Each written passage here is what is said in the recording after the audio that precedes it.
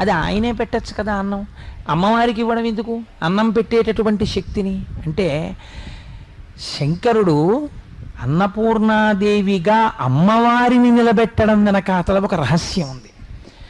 తండ్రి బిడ్డడి యొక్క ఆకలిని తెలుసుకోవచ్చు, తెలుసుకోకపోవచ్చు. ఎందుకనంటే ఇది సృష్టిలో మీకు అందరికీ తెలుసున్న రహస్యమే.